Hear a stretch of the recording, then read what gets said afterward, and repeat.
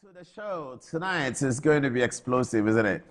And we've all been anticipating it, and we can assure you that by the time the program is over tonight, you have a fair idea of everything happening in Parliament and the constitutional democracy. I've been speaking to Ghanaians abroad, especially those in America, our compatriots in America, all on the phone since Monday, Sunday night. They're calling me, what's the meaning of what has happened, and that. Tonight, we have the constitutional last bus stop here, where we'll explain to you everything that's happening. And if you saw our flyer, you'll get a bit of our position. We make the argument that Speaker Bagbin is beating a retreat by creating a circumventing platform to circumvent the binding recommendations or directions of the Supreme Court on his authority. The circumstances to save his face, it appears that the Right Honourable Speaker of Parliament has adjourned Sine Die, so that, as he says, he wants to consult. But we have been told through media, City FM and Joy FM tonight have reported the earlier meeting that occurred between the Speaker and the leadership of the House, and it appears from that meeting that all is clear. It beats one's imagination about the way in which politicians behave. What do politicians want to seek to achieve? If you are a politician and you know that between Thursday and Tuesday, the position that you take can dramatically change, and you come back to the old position, what's the point? What's the point of people going into the chamber today to take seats that they know are not theirs? What's the point? Knowing that the clerk has not allocated these seats to you, you go and take those seats that you occupied. I don't understand it, because these are rules work. This is a house of rules, a house of record. It's a democracy of rules and a democracy of record. And each institution has its role to play under the democracy. The democracy, in terms of the Constitution, has assigned to institutions of state what you can do and what you cannot do, what you are allowed to do and what you are not allowed to do. When there's a conflict, who is the final arbiter in the conflict? All of these matters are known to everyone, especially members of Parliament. Why would a member of Parliament go to Parliament this morning and go and sit on a chair that has a name, Patrick Yabuama, and you are not Patrick Yabuama, but you go and sit on it to show that what? So that when Patrick Yabuama comes, you tell him that I will not stand up because the Speaker gave a ruling and you want to support the Supreme Court. I want to support the Speaker. The Speaker is not bigger than the Supreme Court. The Supreme Court is not bigger than the Speaker. All of those matters of who is bigger than whom has been settled by the provisions of the 1992 Constitution. Didn't they notice that? Haven't they seen it in the Constitution? So we come back here. All of this time is wasted. Tuesday, we go back to Parliament. NDC are back in the minority. What do we say? So we say, much ado about nothing. Just wasting time. Much ado about nothing. Now you find that with politicians who do not want the peace and calm. Because when we have the peace and calm, then we can assess the message. When there's peace and calm in Ghana, we can ask for the message.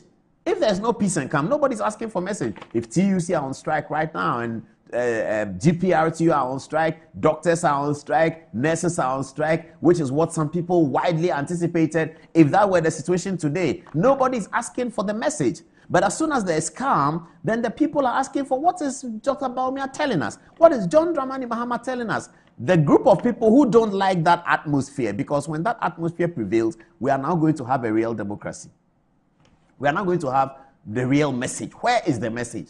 Because their message has been obscured by many things, by Pudon, by this, by that, they probably may be looking for, and it happens to all categories of politicians and all types of politicians, they may be looking for a chaotic situation. And when there's chaos, people are upset with government. Why is the government not giving us peace of mind? Why is Parliament this? Why is that? And people, they assume that people may think that this is a bad government. And so elections are coming, vote them out. So they're looking for that kind of situation. And that's what you're hearing, viewers. That's what you're seeing. If you are wondering what is all this about, it is about a group of politicians who want the chaos so that you do not ask for message, so that you do not have the space to ask them that, what is your campaign message?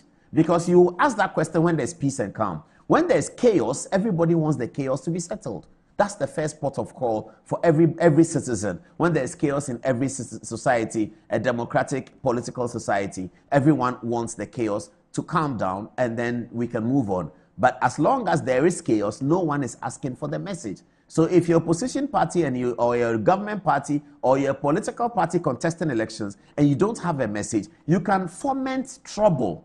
leading up to the election, and hopefully that can help you. On Thursday, Professor Sikanko will be coming back and we'll be looking at Professor Lichman's 8 basis on which people can win elections in America, especially with the incumbents. And he always says that when there's protest, there's war and all of that, you don't, that kind of situation, you cannot win the election. So this is what maybe some people are thinking they can do, and that's the reason why you see the chaos. But tonight we'll settle everything and show you who is wrong, who is right. We will not impose it on you, but by the time we have finished our analysis from 1960 up to yesterday, you will see who is wrong. First though, let's get onto the touch screen and let me wonder about something I want to ask.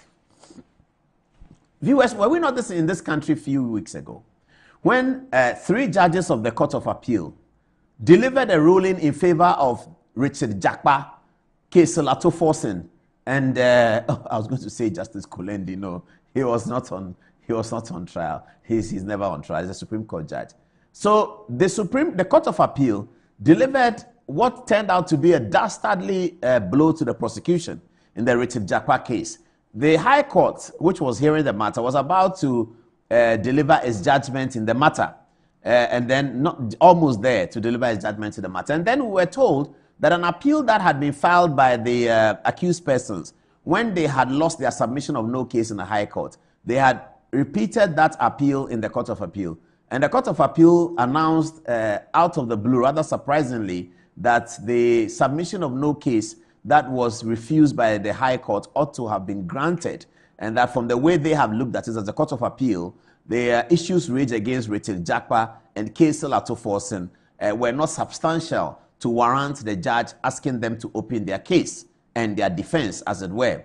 In the circumstances, the Court of Appeal gave a dastardly ruling cancelling the High Court decision that Kesela Toforsen and Richard Jakpa should open their defense. The National Democratic Congress went wild with jubilation. And for a political party, you would have thought that this court decision is coterminous to an election victory. It was not an election victory. It's not even equivalent to an election victory. But the wild jubilation that greeted the decision of the Court of Appeal in this matter suggested to everyone that the politicians were liking the courts. Now, the reason why I'm bringing this up is that those 3 judges who gave the ruling in the Court of Appeal, especially the 2 that made it 2-1, were all appointed by His Excellency President Adodankwa Akufo-Addo. Here is the only one who had a dissenting view in the matter. Alex Opoku-Acheampong, Justice of the Appeal. He was on the minority side. He's appointed by Nana Adodankwa Akufo-Addo in 2018. If I move on, you will see the next judge, Kweku Akaboafo, Justice of the Appeal, appointed to the Court of Appeal in December 2022. And then you will have here Philip Bright-Mensah, Justice of the Appeal, appointed to the Court of Appeal from the High Court in December 2019. So the reason why we are here is that I want to cut out the hypocrisy of politicians. We don't like that. And we also want the politicians to give us a high standard to choose from. That is our philosophy, and we're going to stay with that for a long time to come until we see other people doing that as well. Now, this is the quorum of the Court of Appeal, as they say. The quorum just means the panel. That's how the lawyers say it. Quorum, I think, is Latin. This is the quorum of the Court of Appeal. This is people, 3 of them, all appointed by Akufo-Addo. Now, today we are hearing, as the Supreme Court has given a verdict. Look at this. The Supreme Court gives a verdict, and the same minority group, NDC people, are unhappy with the verdict of the Supreme Court, and they are suggesting that because Akufo-Addo appointed these Supreme Court judges, it suggests, therefore, that there's some underhand dealing in the matter. But the victory that they celebrated in the Court of Appeal, the major victory of Kesela Toforsen, the minority leader, was delivered by judges who were appointed by Akufo-Addo. And that's what we want to point out now, at the onset, before we start this whole very long analysis of what has happened in Parliament, and we're going to do justice to it. Absolute justice will do to it. So don't worry, you'll get all the information in a minute. But I'm just raising this concern right now. And that's the problem with our politicians. And it's important that media begin to look at this and bring these things out.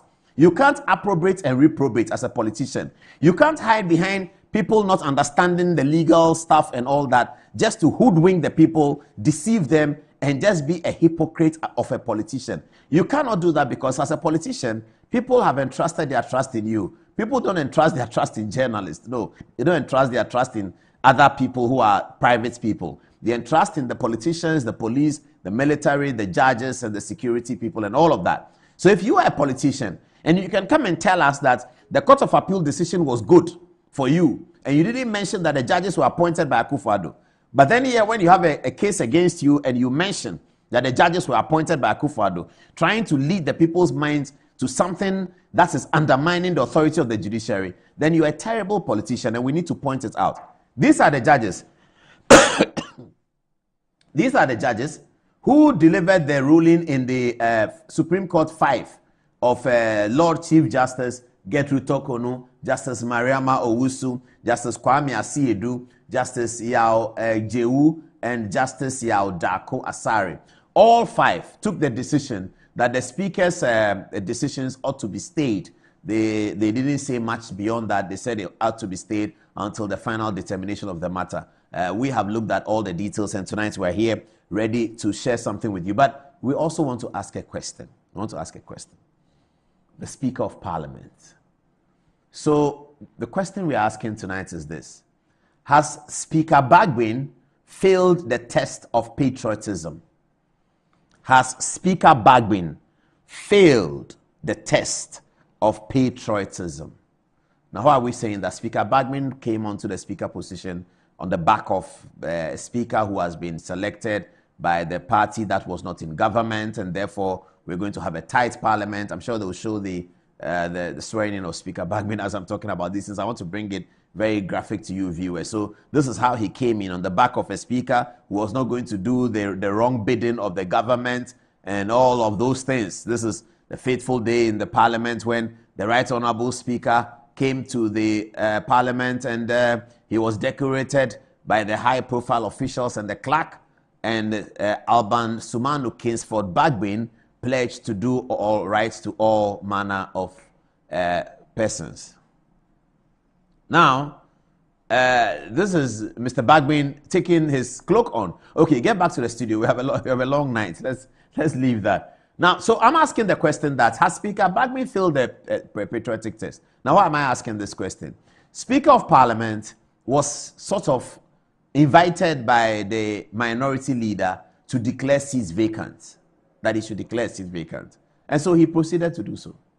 And then the majority complained about his decision to declare seats vacant. They raised constitutional issues. He ignored it. And then they went to Supreme Court. And then the Supreme Court heard them in the preliminary case and decided that they have stayed the Speaker's ruling, or whatever interpretation he puts on the Constitution Article 97 and 99 has been stayed. They directed further that all 4 members of Parliament should be allowed back into the Parliament. This is the ruling of the court. The court has served the ruling of the Speaker. In the circumstances, the Speaker's decision is null and void.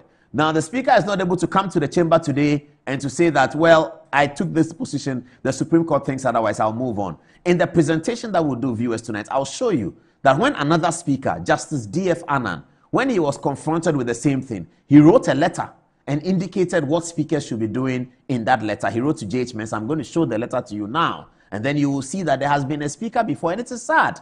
When you look at a democracy that is growing, and you can find better examples in the historicity, and you can't find the better examples in the current. You look at the historicity of the Fourth Republic, you can find great examples, and you come forward, you can't find the examples. That is a democracy that is running on a dangerous ground. We should be finding the better examples as we go along, and we can be guided by the precedent. Speaker Bagbin did not allow himself to be guided by the precedent. They also often cite Professor Michael Quay. Michael Quay has spoken, and we're going to deal with all that tonight. So we have an interesting show tonight, but I'm just thinking that Speaker Bagbin may have failed the patriotism test. The story has come out today that in taking the decision, he had met with majority and minority leadership, and in the leadership situation, he had denied being part of the NDC's decision to sit on his left-hand side, which is where the majority sits, and that the clerk had not directed it, and that he was coming into the chamber, but he really did not get to the position where he's asking the NDC to do the right thing. Whilst he indicates that he's not with them, he didn't quite say they should come and do the right thing. He actually said that he wants to consult people.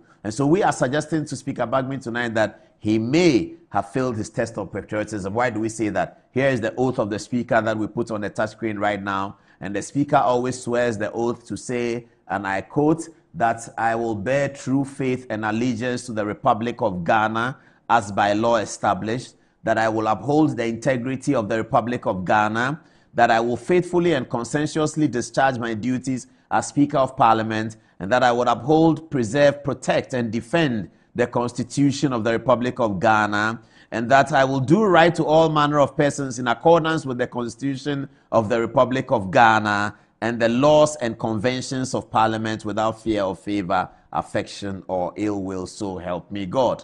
If you're a speaker and you take this oath, you take a position and the Supreme Court sends you a notice that whatever decision you took was wrong, and your reaction is not to be able to tell the minority immediately to do what is right, and your reaction is to adjourn sine die, well, then we think that you have failed the patriotic test. But we have a lot more to show tonight. I'm going to get my guy to come on the touch screen to sort of help me to do it. In the meantime, let's play It Is Raining for you to ginger you up as we are about to hit the road. I was just checking the time. We're about to hit the road really, really well.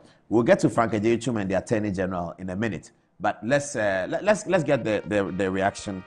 Let's get the reaction right now. Okay. Please give me It Is Raining and let my guy come into the studio. Let's deal with it right now. Okay. Right on, Jesus, give us more rain until we are filled and we are so in the latter rain. It is raining all around me. I can feel it, the latter rain. Right on, Jesus.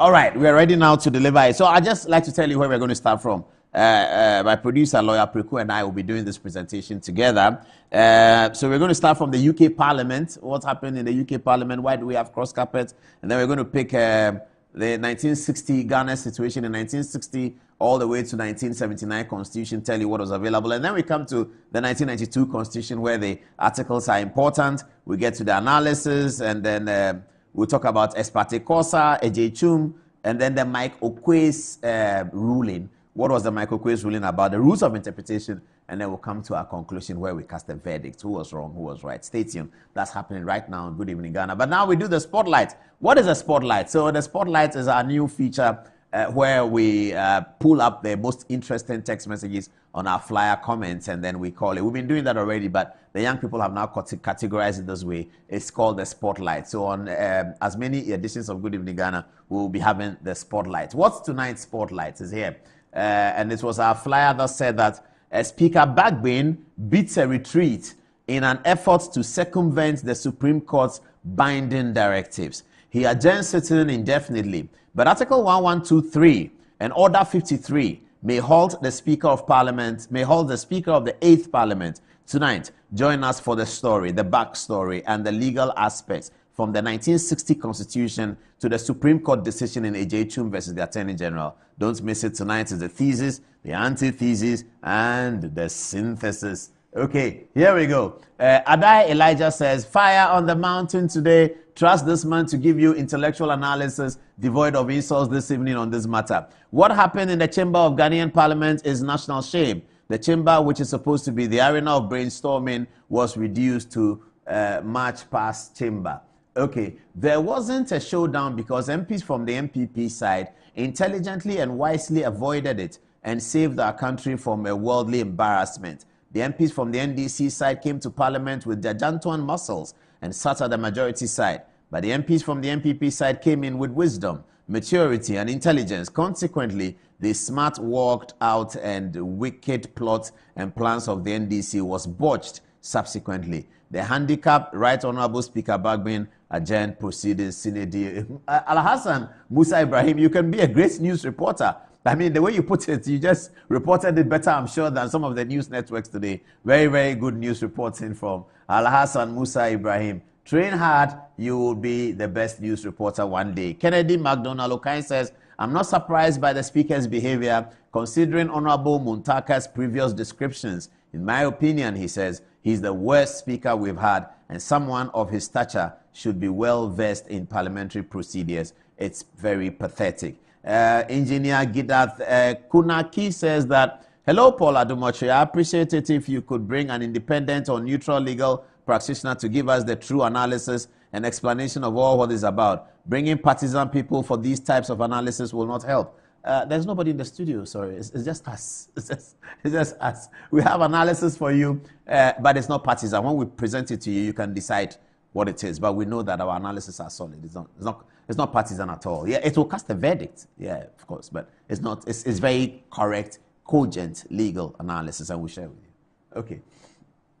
Nidaya Mensah says the majority did not descend into the gutters with the NDC. That was what they had wanted because they have no issues and campaign message. Now we are going back to issue-based. There were some media houses who were stirring up things. It didn't work as they hoped. Oh, I see. Which media house is that? Okay. Can't wait to watch a great personality like you, Paul, on the touchscreen with facts devoid of insult. Suleiman Brahma says there was no retreat. What the Honorable Speaker did, Suleimana Ibrahim says there was no retreat. What the Honorable Speaker did and achieved was the use of superior wisdom to skillfully navigate the attempted interference of the Supreme Court in the work of Parliament. Just wondering how does one retreat in order to circumvent? I can't think far. Okay, don't worry, Suleiman Ibrahim. Watch the show if you can. You understand where we are getting to. He says, in SMP, because of someone's desperation for power, every institution must be run down. Mr. Remeka, okay, I beg to say, if you got the power, are you not going to work with these same institutions that you are running down today? Legislatures are now talking like class peoples. If you throw a ball against the wall, it surely comes back to you. Ghana, okay. By their fruits you shall know them. Paul, make sure you read my message. I've read it, Enoch. I've read it, and I've read all the vernacular as well, so everyone understands. Good evening to you, Enoch Osei. Franklin Azu Jr. says, I admire the speaker long before he became speaker, but this is not about position number 3, as he always said, as if Ghanaians don't already know. It's about good legacy, Mr. Speaker. Please, Mr. Speaker, where do you address your legal issues? I learned you've asked your lawyers to do some filing. Where are they going to do that? Let's respect all institutions in Ghana, especially the court. The Speaker had no choice but to abide by the Supreme Court directive. For the NDC MPs, they know the right thing, and they are putting on this ugly spectacle to please their disgruntled supporters, he says.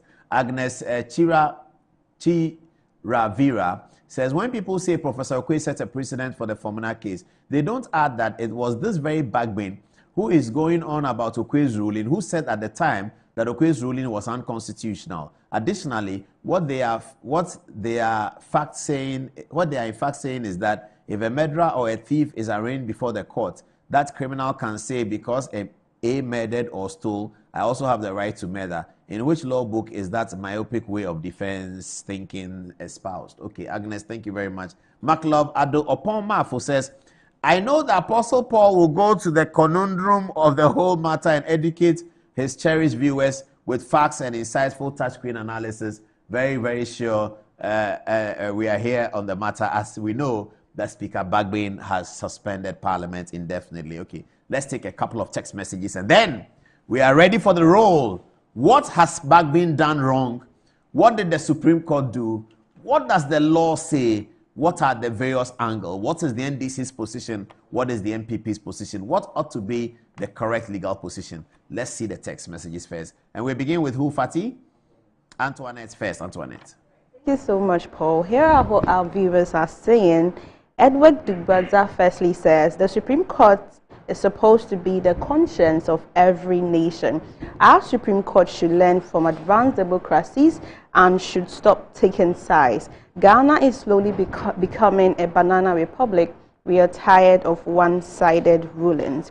Now, Shifman Osei, all the way from Kumasi, says, I actually commend the NPP for taking the path of peace and walking out of Parliament today.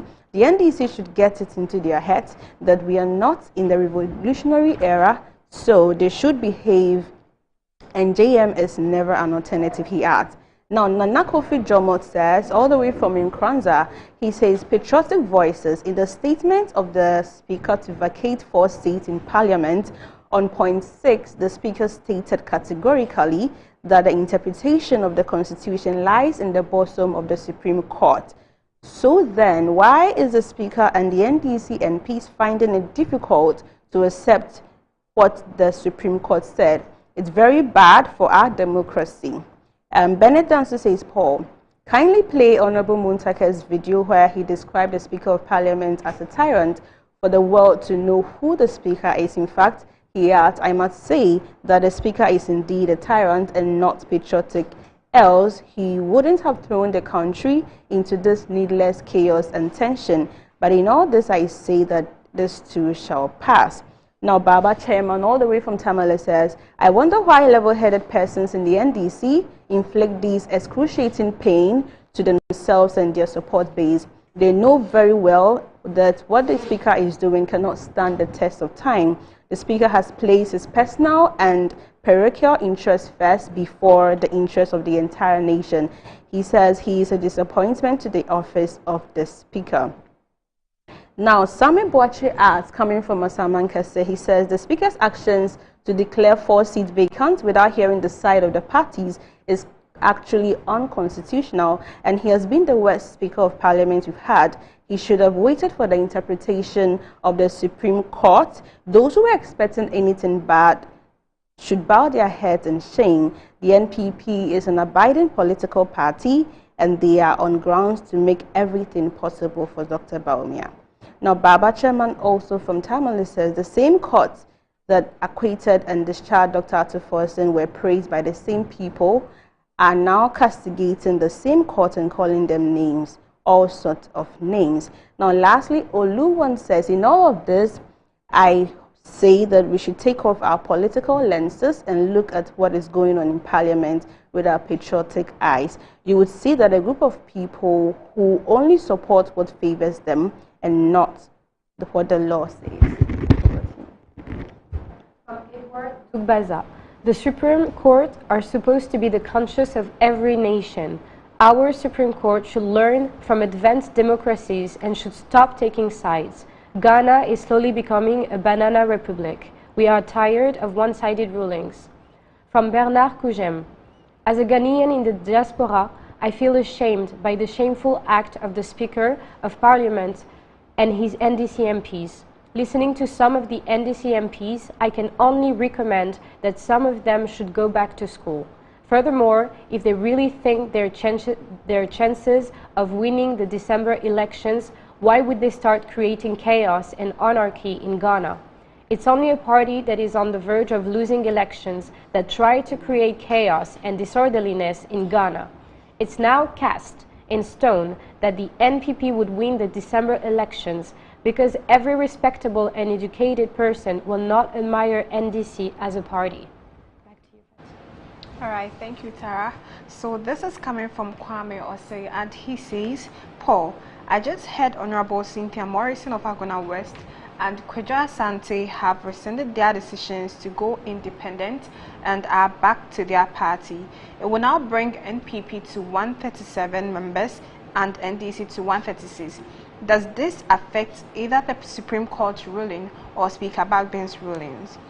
Gastiman says, I was seriously ashamed of the minority NDC about their behavior in Parliament today. They were behaving like school children. Shifman Osei from Kumasi Atonso says, I recommend the NPP for taking their path of peace and walked out of the Parliament today. The NDC should get it into their heads that we are not in the revolutionary era, so they should behave. JM is never an alternative. Abdullahi Minister from says NPP, we have to learn a big lesson and put up more effort in place to win both presidential and parliamentary seats in the upcoming general election to prevent what we are witnessing currently in Parliament. Baba Chairman from Tamale says, indeed, the NDC always wants to achieve anything and everything with violence, but like the majority leader said, the NPP will use their brains to achieve what they desire. Bizinana Kwame says the NDC is frustrated about the defeat that awaits them as Dr. Baumia is miraculously turning the tables in all their strongholds. Neokind from Casa says the NDC wants to find every means to make this government unpopular, but the NPP will not fall for this trap. And lastly, coming from Master Planner from Kintampo, says if the NDC wants majority in Parliament, they should go to the constituencies and work harder and earn it. We don't manufacture majority at the Parliamentary House. Ghanaians are further up with their tricks and propaganda. 2024 elections is about policies and track records. Vote number 1 on the ballot box. All righty.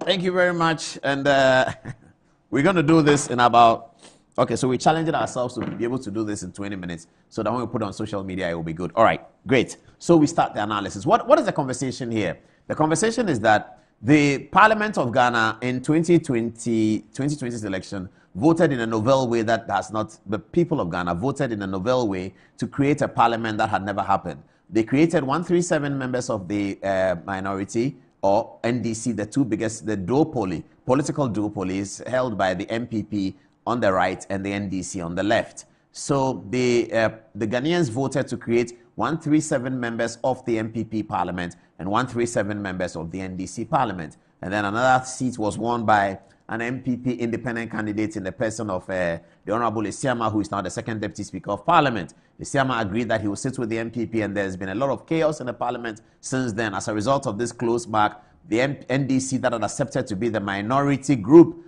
they didn't quite accept it, but that's what had to happen. So, you know, parliament started with NDC forcing themselves as the majority group, and that's what created the chaos that embarrassed the whole country that they were trying to create again today. You know, you can't do that as a politician. You can't. You can't go up in parliament and do something that will deliberately embarrass the republic because you know that this is wrong. So on the night of the sit, the NDC fought and said they were majority. 2 days later, every Ghanaian knew who was majority. So we've forgotten about that. Recently, NDC came up and said the electoral roll, the voters register, is forged. There has to be a forensic audit.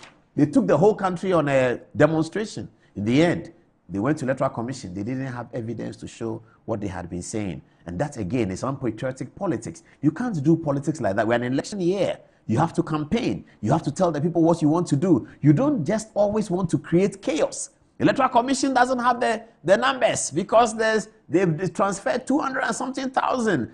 Every Ghanaian was worried. They went to Electoral Commission. Bring us your case. Zero.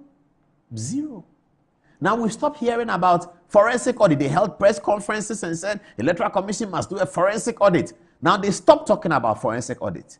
They are looking for something else to say. That's irresponsible politics. It's absolutely irresponsible politics. And everyone who is part of that must bow down their heads in shame. That if you want this republic, those of you who are Muslims, those who are Christians, you want this republic to succeed. You go to church on Sunday and come and behave this way. You know that the Electoral Commission hasn't done anything wrong. But you go and say that they need a forensic audit and say Ghanaians should go on a demonstration.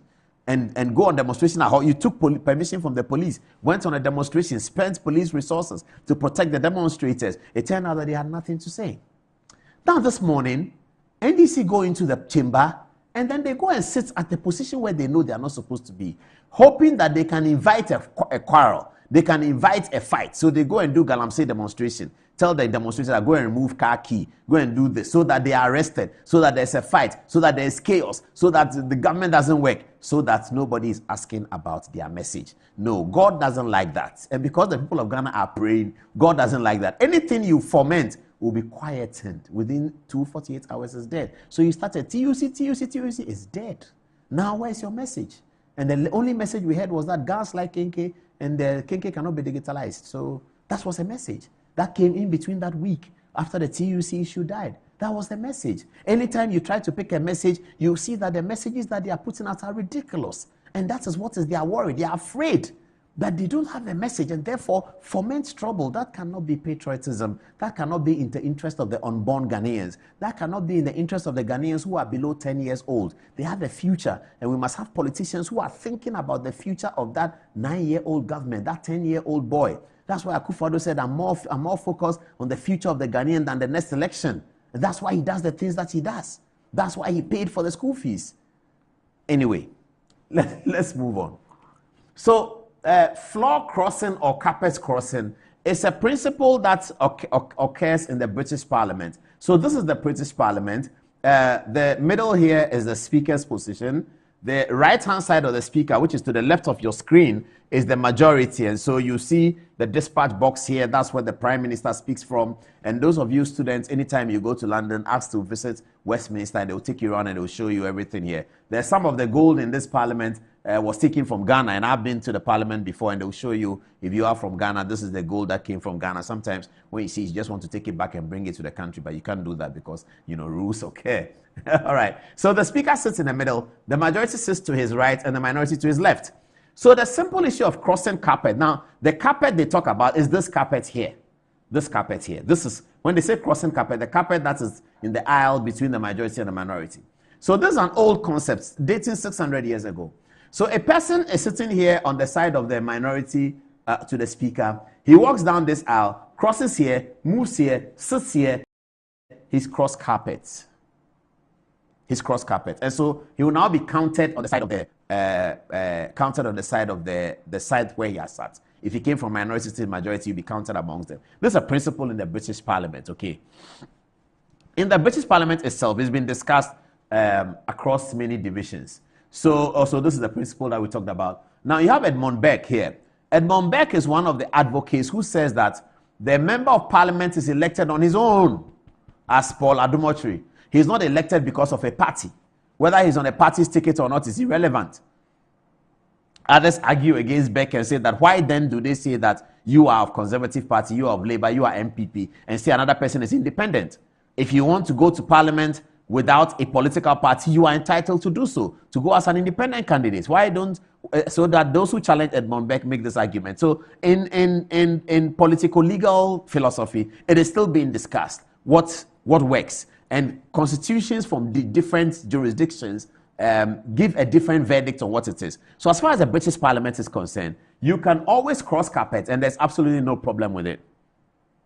In British Parliament, you can cross carpet, and there's no problem. You can leave Conservative and join Labour. You can leave Labour and join Conservative. There's no problem with it. I'll show you examples of that as we move on very quickly. So here's Winston Churchill, the famous Prime Minister of the Second World War, the one who won it for England and won it for the free world. There's always been my verdict that it was Churchill who won it. Others think that it was Roosevelt. Others think it was Mussolini because he left Russia and he left the Germans and left the Germans open. Others think that it was Vladimir Lenin, etc., etc. But I believe that it was Churchill's decisions that made the Second World War successful to the Allies. That's a conversation for another day. But let's come back to Churchill. Okay, so Churchill then, where is it? Churchill he moved from one party to the other. Have I lost it? I have a slide that shows Winston Churchill moving from his party, the Labour, to join the Lib Dems, and then came back to the Labour Party. Is it further forward? Let me just check. I see the Ghanaian list here. Oh, no. If you can find a producer, if you can give it to me, it's very important. So I wanted to show you that Winston Churchill himself, who left his political party Conservative, joined the Lib Dems and rejoined as a Conservative again, and he was Prime Minister twice. He was Prime Minister during the war. He lost the position and came back. But he left to one party and came back to his party later. So in the British Parliament, this is altogether very good. Now, the Ghanaian Parliament of 1957 and the British Parliament had very similar rules. So between 1957 and 1960, in Ghana, it was okay to cross carpet and it would be fine. And I'll show you examples of people who did and some of the names that are interesting. So you have the famous MPP juggernaut, C.K. Tadem, who was with the UNC. His name is Kasina Nankana North. That's his constituency. Kasina Nankana North. That's C.K. Tadem. You have J.A. Brimer in the middle from Gonja East. And guess who? Who is there? Mumuni Baumia, Muhammadu Baumia's father. He was from South Mampusi West. They all left their party and joined the CPP, crossing carpets in Ghana's parliament between 1957 and 1960. And also Yakubu Tali, he was in Dagomba South. He also crossed carpet and joined the CPP. So that was in Ghana's 1960 parliament. So this was the arrangement of the parliament. At the beginning, the parliament looked like this. In 1956, CPP 71, NLM, Bafo Sakoto's party 12, MAP 1, Independent 2, the Northern People's Party, the MPP 15, TC 2 and FY 1. So, but by the time it came to 1960, because of cross-carpeting situations, the distribution had markedly changed. I have to say, though, that these groups of parties, some of them were banned by a new law called the Avoidance of Discrimination Act. Now, Kwame Nkrumah was worried that you can't have a political party and call it the Northern People's Party. The Ghana People's Party, I'm not sure whether it's TC or it's FY. But there was Northern People's Party, there was NLM, which was thought to be a Ashanti party because of the objectives of the political party. The objective, as outlined by the NLM, said that they were Ashanti party and they were in the interest of Ashanti cocoa farmers. The attributes, the details attributed to the NPP by themselves, the Northern People's Party, that they were a Northern party and they wanted their Northern assistance, etc., etc.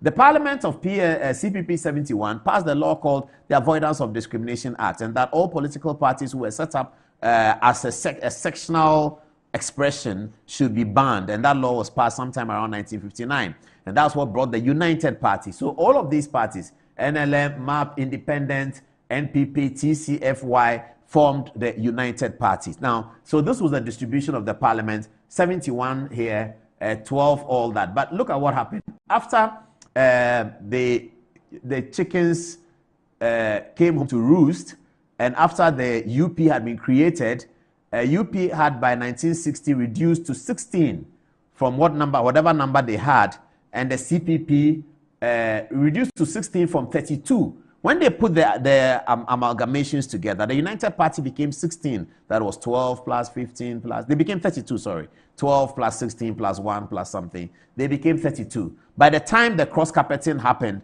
and by the time some of them had left the country because of the circumstance of the time, that's a story for another day, they had come to up to 16 from 32, and the Convention People's Party had come from 72 to 88. So that was allowed in the Ghanaian parliament. Now, this is where the problem starts in the Ghanaian parliament as we move on. So because of the experience here in the Ghanaian parliament, original thinking began to come into the minds of our constitutional framers.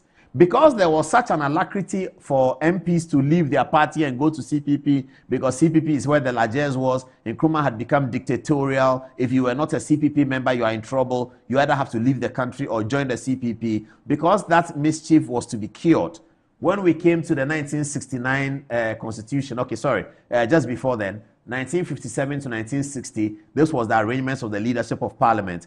Kwame Nkrumah was the prime minister, therefore the majority leader. Queen Elizabeth was the head of state, and Prime Minister Abrifo Busia was the leader of the minority leading the United Party. It has to be said that Abrifo Busia also ran away from the parliament before it was too late. So that's 1957 to 1960. Now, in 1960, Kwame Nkrumah was president. Nothing much to say about that. Then in 69, the constitution decided that they were going to deal with this mischief where people were crossing carpet to the CPP, and they were going to depart from the British parliamentary provision, which allowed crossing carpet. In 69, the framers of the constitution decided that Ghana was going to depart from that in this way, and I'll show you. So the leadership of the 69 parliament was as follows. Afro Gbedema here to my right was the minority leader until he exited parliament for some legal issues. Edward Akufo-Addo, President Akufo-Addo's father, was the president, the head of state,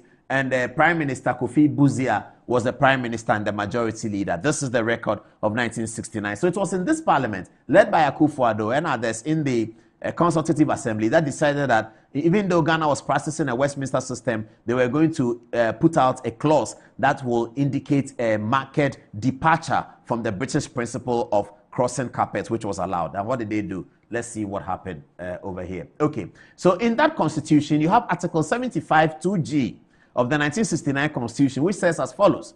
A member of the National Assembly shall vacate his seat in the Assembly, G, if, among other things, G, if he leaves the party of which he was a member at the time of his election to the National Assembly to join another party. So this is the first introduction in Ghana's political history of the clause that we are now dealing with, which is creating the issues today. This was in Article 75(2) of the Republican Constitution 1969. And it says, the Second Republican Constitution, it says that a member of Parliament, a member of the National Assembly, that's what they call Parliament then, the National Assembly. A member of the National Assembly shall vacate his seat in the Assembly, G, if he leaves the party of which he was a member at the time of his election to the National Assembly to join another party. You will recognize that in here, there's no mention of independent candidates, isn't it? There's no mention of independent. The Constitution of 1969 said that if a person leaves his party to join another party, now this was so because the framers of the Constitution were thinking opposite Edmund Burke. Edmund Burke held the view that it's about the individual, and the other view was that it's not about the individual, it's about the party. The framers of the 1969 Constitution held the view that it was about the party, so that if you are elected as a member of Parliament for the Progress Party, say Kofi Abrifo Buzia was elected on the Progress Party ticket for Wenchi, and then he became member of Parliament, and he decides that he's leaving the Progress Party to join the New Alliance of Liberals of Afro Gbedema. The people of Wenchi did not vote for the New Alliance of Liberals to occupy the Wenchi seat. They voted for the Progress Party. That's the philosophy in the position that is against Edmund Burke. That the people who cast their vote, they cast their vote on the symbol of a party, the colors of a party. Yes, the individual was part of it, but you can't take the party out. And therefore, they decided that, look, if you are voted on the ticket of the CPP, the New Alliance of Liberals, the United Party, and you come to Parliament, and then you move from one seat to the other, sorry, you can't do that. There's a by-election that has been occasioned, and you have to walk out of Parliament. You can file the by-election and come as somebody, and then come into the Parliament. So this was 1969. 1979, what did we have? And we're getting closer to 82, isn't it? President, of course, Hilary Mann in 1979, and this was here. Article 79I, 1979 Constitution. A member of Parliament shall vacate his seat in Parliament if he leaves the party of which he was a member at the time of his election to Parliament to join another party. You can tell that the difference in the Article 75 of 69 and Article 79 of 79 was just the change of the word National Assembly to the word Parliament, and it was repeated here. Here again, in the 1979 Constitution, still, we are not talking about independent candidates. We're not talking about an independent candidate becoming a member of Parliament or a member of Parliament becoming an independent candidate. What is precluded by this Constitution here, or frowned upon, if you like, is that you cannot leave your party, the party on which you were elected, to join another party. Now, we got an example of this, which Professor Ivan Adai-Mensah wrote in the autobiography for Dr. Liman. Adai-Mensah isolates two people who actually left in 79, their party, to remain as independent candidates. Now, the 69 and the 79 provisions did not preclude a person leaving to become an independent candidate. So, sorry, viewers, don't get frustrated. I'm getting to the point. I just want to build the historical fact and the historical foundation so that we can come in, and I'm sure you're expecting this. So let's get it done. We'll finish very soon, 10:15. Don't worry. We'll finish on time. All right. So this is Adai-Mensah speaking as an authority of the 79 process, writing in Liman, in a book that he wrote for Dr. Liman, who was the president of the time. He indicates an example where two persons left their party and became independent candidates. Two actually very prominent names of the Third Republican Constitution. Let's see it now.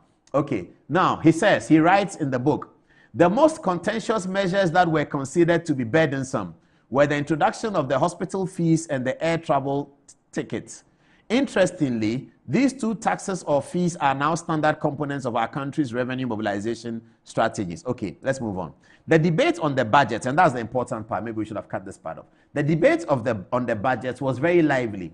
It was during that debate that on the 22nd of July 1981, Mr. Kweku Baa, member for Nkoko, caused a major sensation in Parliament. Initially, contrary to popular belief, Mr. Baa at the time was an independent member. This is interesting. So Professor Adai-Mensah is right. He says that he's writing something that happened on the 22nd of July 1981.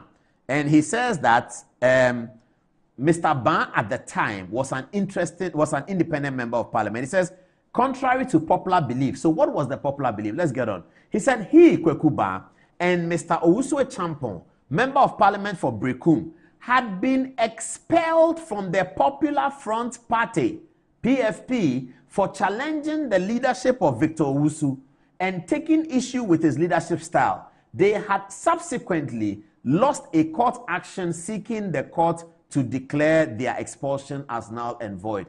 In effect, J.H. Owusu Champon and Kweku Baa had both been expelled by the party that brought them to the Third Republican Parliament, the Popular Front Party of Victor Owusu, because they were disagreeing with Victor Owusu. But the provision here says that a member shall vacate his seat only if he leaves his party to join another party.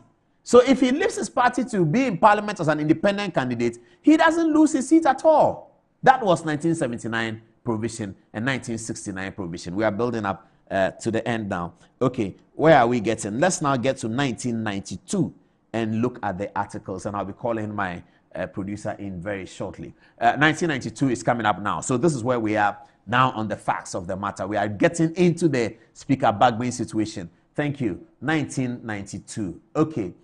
1992, Article 79 1G of the 1992 Constitution. A member of Parliament shall vacate his seat if he leaves the party of which he was a member at the time of his election to Parliament to join another party or seeks to remain in Parliament as an independent member. It says if he leaves the party on which he was a member at the time of his election to Parliament to join another party or seeks to remain in Parliament as an independent candidate. Okay. So this is the position that the Speaker and majority of the NDC take. That this article seems to be very clear, and that's 97. I'll be coming to 99 in a minute. They think this article is very clear in that it indicates clearly that if a member of Parliament has left his his party to join another party, or he wants to be independent, the law says that he shall vacate his seat in parliament, isn't it? So they are saying that, okay, so you've left one party to join another party. Vacate your seat in parliament. But is that all what the law says? What about this one?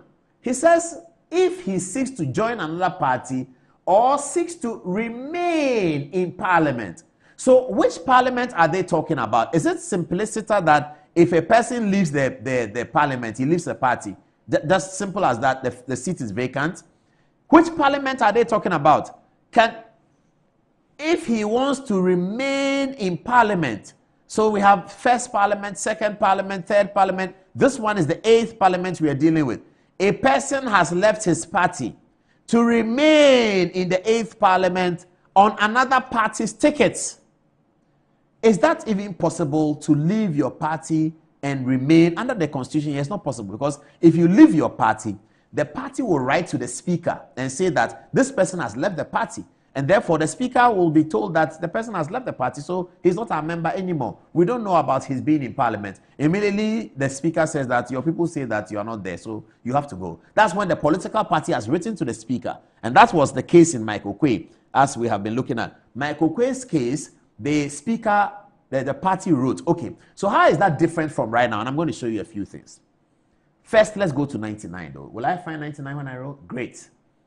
This Article 99. A high court shall have jurisdiction to hear and determine any question whether A person has been validly elected as a member of parliament, or the seat of a member of parliament has become vacant. So who makes the determination about the seat of a member of parliament? We will do all of that. Who then? Whose responsibility then it is to make the determination that a seat is vacant? Let's go back to 97.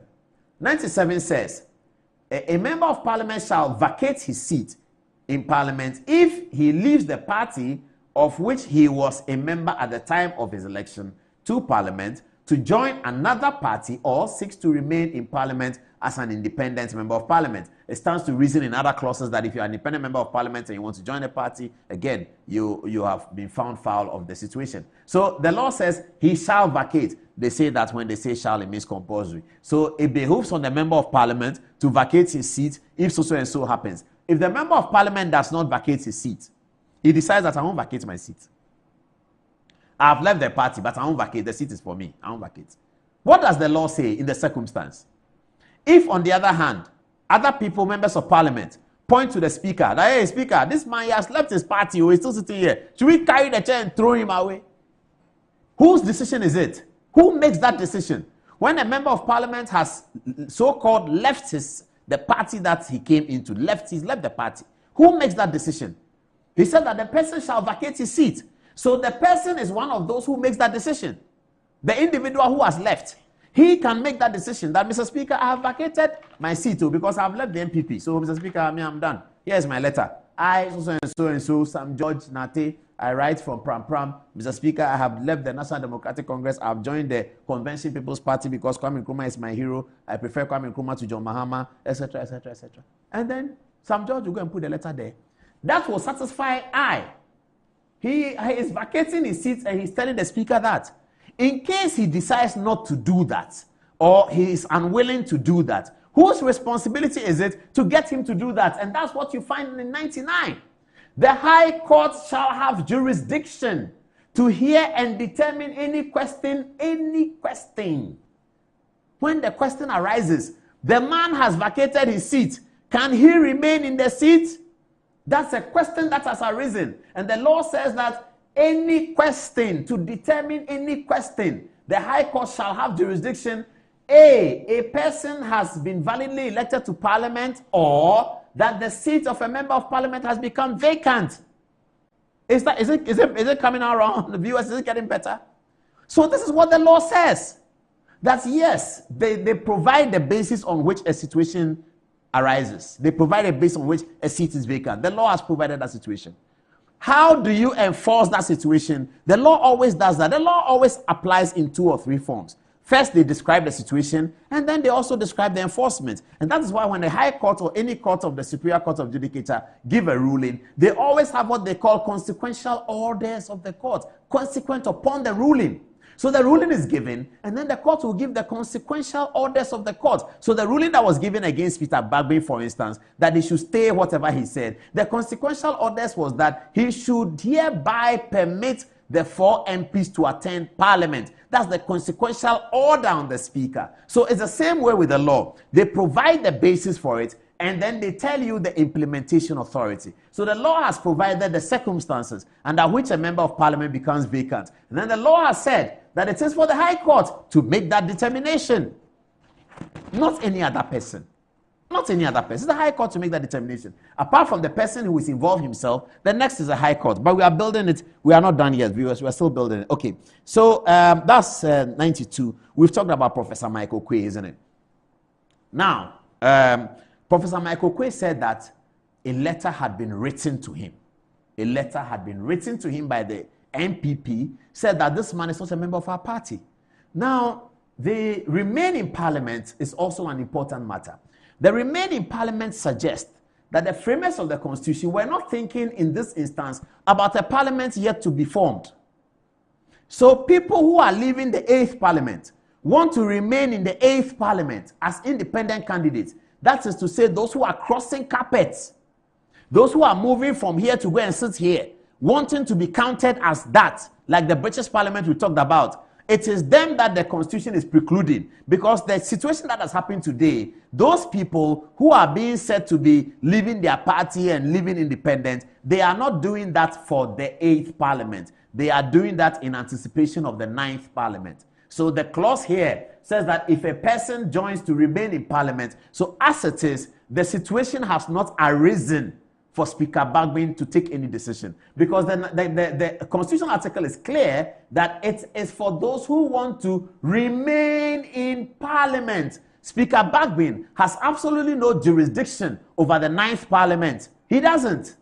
Do you get my point, viewers? Speaker Bagbin is not presiding over the 9th Parliament. He's presiding over the 8th Parliament. The people that are being discussed, are they evincing an intention to remain in Parliament on a different party ticket? Is that what they are doing? If that's what they are doing, then the law is against them. They cannot remain in Parliament on a different party ticket. But they are anticipating that they will be in another party ticket in the next Parliament. In the meantime, they have an excellent relationship with the parties that elected them today. As far as the rest of this Parliament is concerned, for the few 6 weeks or 5 weeks left of the Parliament, those individuals do not have any problem with the party that elected them. They do not seek to leave the party that elected them to remain in Parliament. They are announcing to the world that in the future Parliament, I would like to be independent. In the future Parliament, I would like to sit with NDC. I would like to rejoin MPP, but it's for the constituents to decide on December 7th. The constituents will make that decision. Cynthia Morrison is evincing an intention that in the 9th Parliament, I want to be an independent candidate. So she's going back to her constituents and says that I don't want to be MPP anymore. I want to be an independent candidate. That will let me serve you better. Vote for me. Speaker Bagbin has no jurisdiction over the 9th Parliament of the 4th Republic. That's the story. But we are not done yet. That's the story. But we are not done. So this is the situation. If you look at this article closely, you will see that there's a remain in Parliament. Remain is there. So the people are not saying they want to remain in the 8th Parliament as independent, 8th Parliament as MPP or NDC. No, they say that for the 9th Parliament. And why are they saying that now? Why are they telling us that now? They are telling us that now because the administrative processes for the purpose of December 7th starts during the period of the 8th Parliament and start during the period of the incumbent's presidential term. Why am I saying that? In Britain is different, okay? Every election in Britain, I'm using Britain because it's the home of parliamentary politics. Every election in Britain is the filing of the process happens after Parliament has been dissolved. So Parliament is always dissolved in Britain before they go and file their processes. They don't file it whilst the Parliament is still in office. Unlike ours, where by administrative processes, we have to file it. So the people who are filing, they are talking about the next Parliament. They are not talking about this Parliament. That's the first point. Okay, let's move on. Let me now invite Apriku to come in and let's get some analysis. Do you have your microphone on? Yes. Okay, great. You look nice in suit all the time. The judges tell you that when you go to court. No, I'm wearing gowns. Okay. So now let's look at the rules of interpretation. And that's what he's here to guide us with. The rules of interpretation. Okay. Now, first of all, let's take this one. Okay. We'll take this one before we come to the rules of interpretation. Now, the reason why he's put this here is that way back in 1980, we found out, way back in 1980, there was an issue about when does the Supreme Court's power of interpretation, you have Article 138, the Supreme Court's power of interpretation. Yes. Article 2. You want to use 2? Yes, that's there's 2. Power to interpret and enforce. They should have the exclusive. Exclusive. Okay, please bring me a constitution. Let me just check out Article 2 quickly. But there's 138 as well. There's 138, not the. Okay, thank you. Excellent. So let's look at Article 2, isn't it? 2-1. Yeah, 2 is the 2-1. And also the sovereignty. Sovereignty resides in the people of Ghana. We need to do that as well because the sovereignty speaks to the people who elected the MP. Yes. So, hey, Fatih, this is your constitution. The pages are plenty. Why? Bring mine. It's in there. Okay, every lawyer wants his own constitution, so let's bring his. Okay. I don't, because I have a person who alleges that an enactment or anything contained in or done under the authority of any other enactment or an act of omission of any person is inconsistent with or in contravention of this may bring an action in the Supreme Court. Yeah, I get that, but I'm looking for the 138. I think that gives them the exclusive jurisdiction to interpret law. Interpret the Constitution. Interpret the Constitution. Would that not be 138? Yes. It's a single justice of the Supreme Court. So, okay. Yes. The Supreme Court should have production of official documents. All right. Get that one. Get that one. Is that your constitution? It's too big. Oh, it's that and some we have other things in yes, it. Okay, we were sorry for all of that. Do you have time to look at that? That would we okay. Have to go. So hold it. Let's take viewers through this one. Okay. All right. So the Republic versus ex parte Akosa was when the Supreme Court took the decision to tell us under what circumstance do you need the Supreme Court to interpret what is the meaning of a constitutional provision, like we are struggling with the meaning of 97 and 99. Okay, so Apreku, walk us through this. So okay. What did the court say? So there are essentially 4 instances where the Supreme Court's exclusive original jurisdiction to interpret constitutional provisions arises.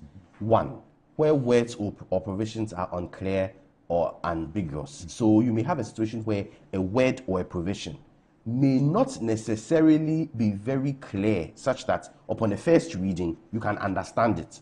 So in an instance where you seem to be confused, or people seem to be confused as regards the meaning of a word or a phrase, then there can be a referral to the Supreme Court for the purpose of interpreting that provision. Now, 2, when 2 or more rival meanings have been placed by persons on the words of any provisions of the Constitution, this speaks to Article 97, because this now becomes a question of what does remain mean? And what does vacant? What does vacant mean? When we say remain, does it mean the 8th Parliament? Does it mean remain simpliciter, as in you're just going to stay through the 8th to the 9th Parliament? Does it mean remain means we are ending upon the dissolution of the 8th Parliament? So those are questions that the Supreme Court will be called upon to question. The third is the conflict in meaning and effect of 2 or more articles of the court, and the question as to which of these provisions will prevail. And so these are instances where maybe one clause would say something and then another clause would say something else, and it will look like both of those clauses contradict each other. And then the fourth is a conflict between the operation of particular institutions set up by the Constitution. And we see this in beforehand, the conflict between the High Court and the Supreme Court regarding the enforcement of human rights provisions. So it is the Supreme Court that makes the determination. So among these 4 that was set up in so this case has not been contradicted because it's an old case. We still stand by it. We still use it. It's still used yes, that is so. As a reference point for when the Supreme Court is called into action. That is so. So in the current circumstance, are we on 1, 2, 3, 4? Which one? We are on 2, and we can even say we are also on 1. We are on 2, obviously. 2 is simple because the lawyers from the other side are obviously the lawyers from one side are obviously going to say that remain or vacate means that you are simply informing the person or the speaker that you are running as an independent, and that automatically means that you have vacated your seat. Another side may say have they informed the speaker? They have not informed the Speaker. Exactly. And even there's no communication to the Speaker and about anybody running independent. And even that communication is going to the Electoral Commission. And even that is the clerk that informs the Electoral Commission. Yes, but there's been no communication to the Speaker or the clerk's office about anybody leaving his party his or her political to run party. for another party. Exactly. And to remain in Parliament on the other party's ticket. Exactly. So how did the Speaker know? The question, because Haruna Idrisu said. Well, and now even that one too. The question then will come up as to what does leaving your political party specifically be? Now, loosely and generally, which may be true, declaring your intentions to run as an independent candidate. It's an intention that you have left the party. It's an intention that you've left the party. But for the purpose of formal and official proceedings and records, are we going to take a news publication as an official communication, as well as registration with the Electoral Commission that you want to be an independent candidate? Is the leadership of the House, the leadership of Parliament, going to take that as judicial notice to say that, okay, we have seen this list? So the question you are raising is that who makes the declaration that one has left a party? Exactly. And it is upon you are bringing the Mike Kokwe issue where he said the party wrote to me that this person has left the party. So there's a reference point. Yes. So I think possibly, what could have been done was the NDC, if they intended to push this through, should have written to the office of the Speaker saying that the actions of filing to run as independent candidates evinces an intention to leave the NPP. Can you clarify and then with them? attach the notice of poll. Yeah. That's obviously because we publish that, okay, these are the people who have come to submit their names to run. And to ask the Speaker to do what? Ask the Speaker to conduct an inquiry within a week. Whether these people have left. So that letters would have gone to the political parties. Exactly. So that we have a hearing. Yeah. Let the political parties, the General Secretary, Chairman, whoever, let them come and sit and let us have an official hearing. And then upon that official hearing, we can then make a determination and a ruling can be made that these people have been vacated. I understand. That's very legal. But the point you are making, which I get clearly, is that a political party can have an agreement with a Cynthia Morrison. Yes. That because our party has had difficulties with the chieftaincy issue in Swedru, if you run on MPP ticket, you will lose. Yes. But you are popular, so run as independent for us. We will not run. You run as independent and be the NDC. And that will mean that Cynthia Morrison has not left the MPP. Properly so called. Yes, and so the Speaker will be wrong, and the provision of 97 will not have accrued. Yes. Because it says if they leave the party to remain, she hasn't left the party. She wants to be in Parliament as MPP for this Parliament. But in the next one, strategically, she's running as independent with the blessing of the party. So that she'll come and caucus with them. Yes. And that is what, the reason I was saying that these are questions that, these are all scenarios we are raising. But that's the point why Mr. Bagwe's conclusions are complicated. Because one, there's no record that you have before you indicating whether somebody has left the party or not. We all have taken judicial notice of the filing and the notice of poll. But as an institution of record, like Parliament, you cannot take things on the flimsy excuse that there's a judicial notice of it. There has to be a document that has come to you, and you can write to the Electoral Commission. Please clarify whether these members of the House, who are currently members of the MPP or NDC, are filing as. Then you go to MPP. Have they left the party? If the MPP were to respond or the NDC were to respond and say no, they haven't left the party, that's where your inquiry ends. And then, for the purpose of what he's doing. So you will then begin to read things into what they did when you notice that as very seasoned lawyers, they didn't go through this procedure that you are looking at. I also, in addition to this, I think we should learn from the United Nations. Nations or states? United Nations. Okay, the UN. The UN. So they have what we call the reference and advisory opinion sort of jurisdiction of the ICJ, where when there are questions like this, that are not necessarily contentious in the sense that Party A hasn't sued Party B, so it's not A versus B. The General Assembly can refer that matter to the ICJ to make a determination on it. So the General Assembly will say, okay, this thing... So you're looking for a new select committee in Parliament, a committee in Parliament that's doing that. Like the Constitutional and Legal Affairs Committee. We can put together rules to say that anytime there's an issue of constitutional interpretation from Parliament, let us not let the Speaker go ahead and interpret. Let us have a referral procedure that says that automatically this matter will be referred to the Supreme Court. So the case name, instead of it being called A versus B, may be called referral committee, referral to Supreme Court on On the meaning of for a 99, declaration by the Supreme Court. Declaration. Oh, but so that's that allowed. declaration No, but is then binding. But the 1992 Constitution already has that. If wherever you think the Supreme Court should say anything, you can go and But say. the thing is that you have to go as a party.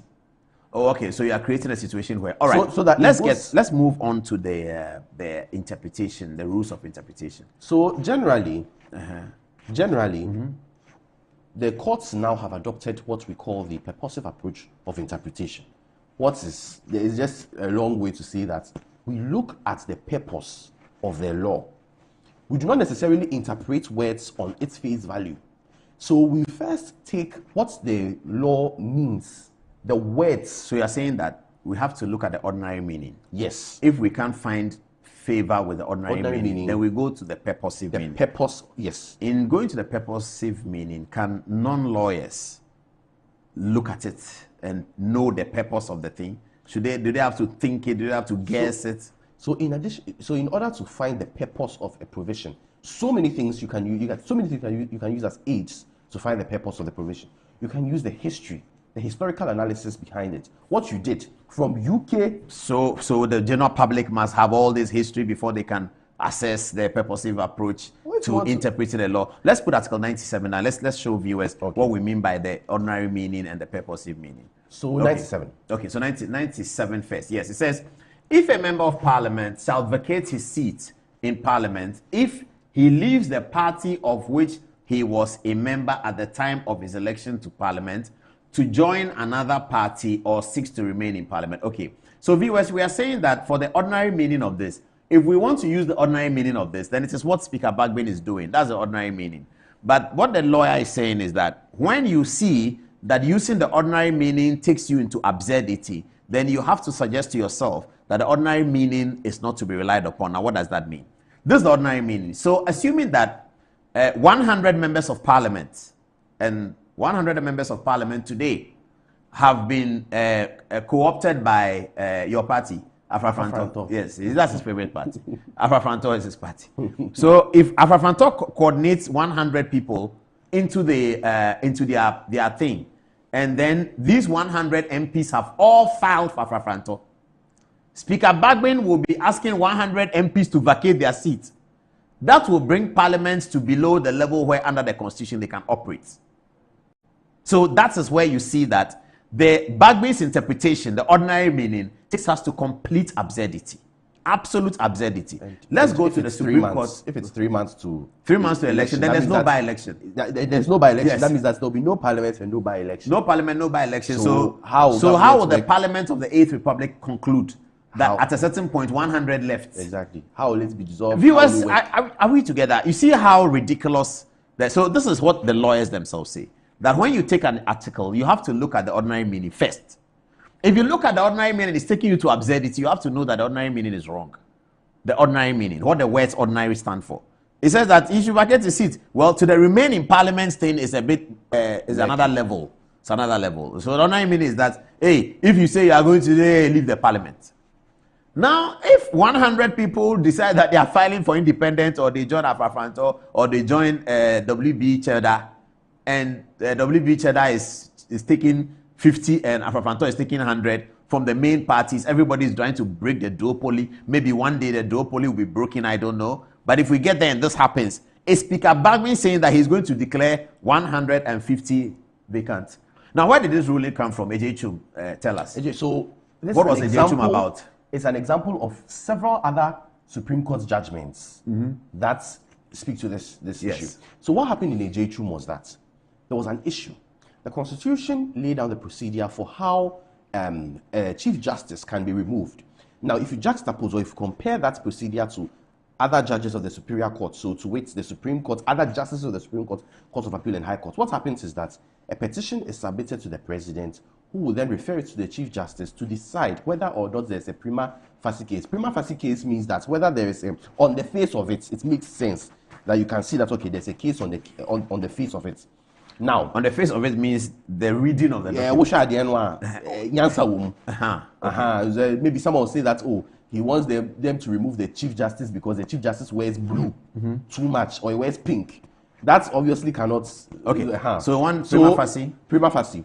Now, the question then was, as regards the removal of the Chief Justice, there is no specific rule that's provided for that requirement of establishment of a prima facie case against the Chief Justice by the Chief Justice.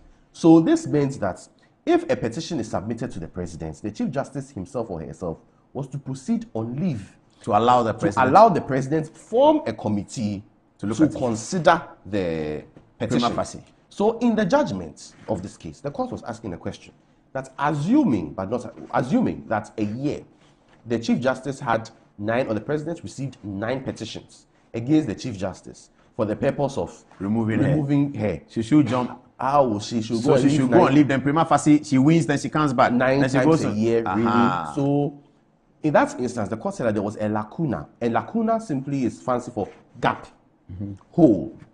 So they purposively interpreted those provisions to mean that in this instance, if you want to file a petition against the Chief Justice for his removal or her removal, she would have to make a determination of a prima facie case by reading the documents and see that, okay, this makes sense. So the court is basically trusting the judgment of whomever the Chief Justice will be to make that determination.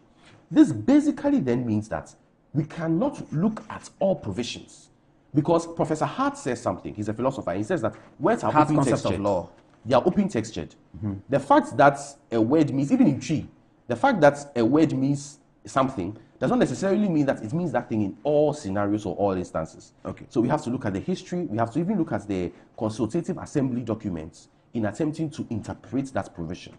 Great. So, viewers, we are fighting this on 2 legs. We are analyzing this on 2 legs. So that's what we just said. The interpretation of the Constitution, the rules of interpretation, which is used by all courts all over the world, is that you just have look at the ordinary meaning. If the ordinary meaning is creating an absurdity, then you go to the purposive meaning. And that's the journey that I was asking Aprekuda. How do ordinary people decide on beginning the journey to look at the matter in its purposive approach? So, purposive approach just means that you don't have to interpret the thing to take away the purpose of it. And you will see that you are taking away the purpose when your interpretation is pushing to ridiculous levels. So that if, as we were saying, 150 members file for independence, Speaker Bagwin says all of them should go. You can't say that there's no possibility of that happening in a social science situation. That's why we always say all things being equal. All things will not always be equal. So sometimes things are not equal. If that happens, it's a novel situation, it's surprising, it's shocking, it couldn't have been predicted, but it can happen, isn't it? The same way Speaker Bagwin is sitting on the chair when the majority who should have voted for another candidate didn't vote for him and some voted for him, 2 of them, etc., etc. That happens. So if you look at the interpretation, the point we are making here is that Speaker Bagwin is wrong, because even if you look at the rules of interpretation, first of all, he's wrong because the Constitution did not give him the power to determine which seat is vacant when there's a conflict. The Constitution clearly gave that power to the High Court in Article 99. It's very obvious that they gave the power to the High Court. And it says also in terms of informing the Electoral Commission that when a vacancy has occurred, can you find that provision? When a vacancy has occurred, the Speaker will inform the clerk. So the law says when a vacancy has occurred. So it means that the vacancy occurring, the Speaker doesn't have a role to play in it. It says when a vacancy has occurred, the Speaker will inform. So the vacancy occurring is clearly given to Article 99 and is given to the High Court, that the High Court shall have jurisdiction. Can you read it? The vacancy occurring is Article 112 clause 5. Yeah. Whenever a vacancy occurs in Parliament, the clerk to Parliament shall notify the Electoral Commission in writing within 7 days after the vacancy occurred, and the by-election shall be held within 30 days after the vacancy. It didn't say when the Speaker declares a vacancy. It's when a vacancy occurs. Yes, exactly. When does a vacancy occur? They've already told us when a member of Parliament decides to do that. If he doesn't go and tell the Speaker together with his party that on the basis of that the vacancy has occurred, then Article 99 says that the High Court is the one who will determine whether a person has been validly elected. They would also determine whether a seat has become vacant or not. So that's one leg on which we are dealing with it. That the Speaker doesn't have power to do so. It is the High Court that has power to do so in case of a dispute. So forget about that. What about the Supreme Court? The Supreme Court has a right to come into the matter because the minority leader sued and was asking for the Supreme Court under Article 2 to make an interpretation under Article 2 and Article 130 to make a determination of a clause. So that's how the Supreme Court is in. But originally, Speaker Bagwin doesn't have the jurisdiction as it would appear from the document. Okay, so the absurdity rule is the first leg of the first leg is the Article 99. He doesn't have power. The High Court that. The second one is even as he tries to assert the power, his interpretation is taking us to absurdity if we were to keep with the ordinary meaning of the provisions of the law as explained under the 1992 Constitution. Is there anything you want to add to the rules of interpretation? I go to D.F. Annan. No, that's a separate. Now, you want to add something? I would have to rush to the back. Okay, to get it from me. Okay, so okay, yes. So you're excused. He's leaving. He's leaving. You can't see him, but he's gone. All right. Now, this is all very interesting. So I think that we've come to the conclusion. I hope that is rounded well. Two things. Speaker Bagbin, under Article 99, may not have been the right person to declare the seat vacant if there was a conflict. The Supreme Court is entitled to come in based on ex parte accosa, where the Supreme Court laid out the 4 instances on which the Supreme Court will always come in. Of course, it is grounded in Article 2 of the 1992 Constitution, the current Constitution. Ex parte accosa was held under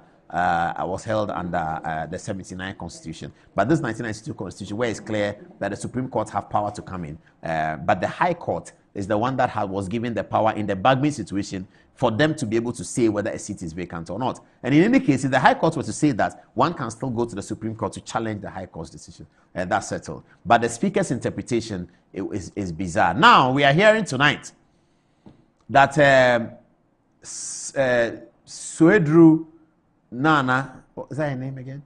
Yes, Suedru MP and the Suhum MP, Cynthia Morrison, and the Suhum MP. The two of them are saying that they have not left the MPP.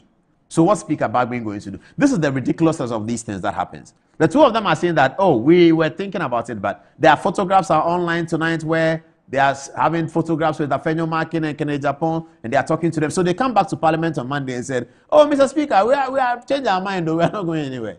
And then Afenyo Makin will go and withdraw his writ for the Supreme Court that the writ is now moot because the persons that have been mentioned, 2 of them, say that they are still with the MPP. What then is NDC going to do? Let us get politicians who are more serious, okay? But let me get you to the story. And again, why I think that Speaker Bagbin has failed the test of patriotism. This was an important matter in which the Speaker could have settled things in a way that will not potentially create a problem for Ghana. If the MPP had reacted to what happened in the NDC, what the NDC did in Parliament this morning, the potential chaos would have erupted. The Speaker himself called for police and soldiers to come to Parliament this morning. Why did he have to take himself into that situation? It was completely unnecessary. For a Speaker who is a very seasoned barrister, he really should have known what to do. And I'm going to show you, when I say he should have known what to do, what another Speaker did, Justice D.F. Annan. So what happened in the Justice D.F. Annan case? One morning, during the second Parliament of the Fourth Republic, Flight Lieutenant Rawlings, what are they asking me to do? Yeah, I have a break. Okay. So don't want me to take the break? I'll take the break after. Shouldn't worry. I'll take the break after. Sorry, viewers. Sorry about that. When the momentum is there, I don't want to stop. Okay.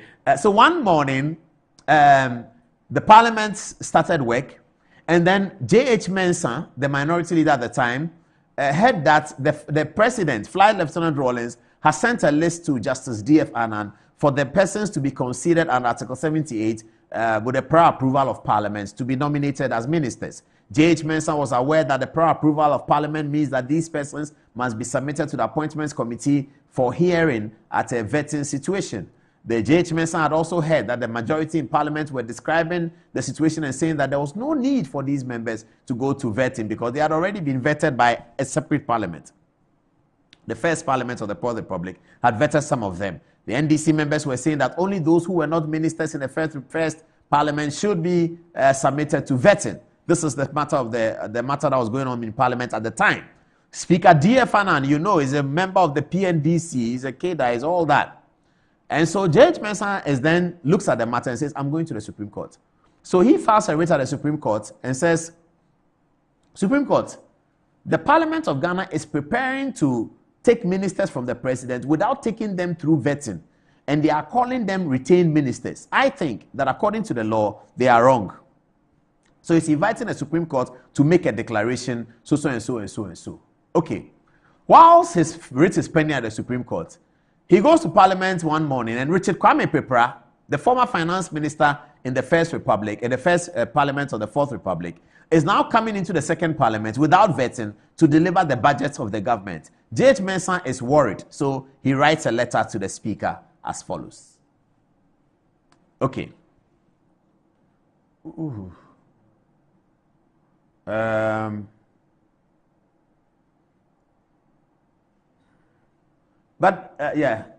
writes a letter to the speaker as follows. Mr. Speaker, appointment of ministers. Article 78(1) of the Constitution. With reference to the President's letter to you of 10th February 1997 and the various consultations that have taken place on the issue of the appointment of ministers, I will be very grateful if you would confirm that in submitting the names listed in the first paragraph of this letter as members of his new cabinet, the President was inviting Parliament to exercise its power of prior approval of the appointment as ministers.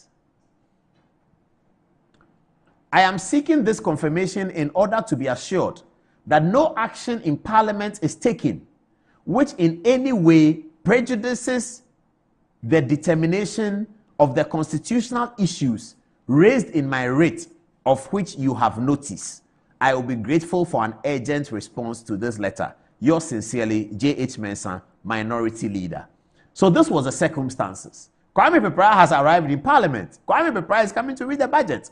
J.H. Mensah is telling Speaker that my writ at the Supreme Court, which you know about, it suggests that the Speaker was not sued in the thing. It's Parliament that was sued. So J.H. Mensah is saying that my writ, which you may not have been served, but you surely have notice of, is going to be prejudiced if you proceed to allow Kwame Peprah to read the budget. This was how high the stakes were. This is the government's budget. The government has an overwhelming majority in the House. The government has nearly 2/3 of the people in the House. They are only short of 2/3 by a few. That's the government size of the Parliament. The Speaker is a government speaker. Kwame Peprah is the government's minister. He's coming to read a budget. J.J. Rawlings is the military strong man who has won a second election. Everything is riding for the NDC. But here is a speaker who was patriotic. Here is a speaker who was thinking about the nation. Here is Justice D.F. Annan, having spent many years of his life as a justice of the Court of Appeal, having spent many years of his life observing the democracy of Ghana. Who wants Ghana to succeed? He wants the Fourth Republic to succeed. He wants the institutions of the Fourth Republic to succeed. So in spite of the fact that they can bully the minority all they want, they can tell the minority you can go to court and we don't care. Watch J.H. Mensah's response. Watch D.F. Annan's response to J.H. Mensah. Have a look. Okay, D.F. Annan response. Honorable J.H. Mensah, Minority Leader, dear sir, appointment of ministers, Article 78 of the Constitution. He says, I acknowledge the receipt of your letter. The receipt of your letter, reference number so and so, dated 13th February on the appointment of ministers, Article 78(1) of the Constitution. My reading of the express words of the letter from the President's office leads me to the view that all the names of the persons proposed, whether they are retained ministers or newly nominated ministers, were submitted to the House for the purposes of discharging the House's constitutional responsibilities in relation to the approval of ministers. Full stop. So D.F. Annan is agreeing with him that yes, the President's letter said that we should discharge our responsibility with ministers. But he was already hinting J.H. Mensah that maybe you won't get the vetting that you are looking for because the processes, now let's read on. It says, the processes and procedures leading to approval or rejection of ministers remain entirely within the competence and the authority of the House. That's what J.H. Mensah is saying.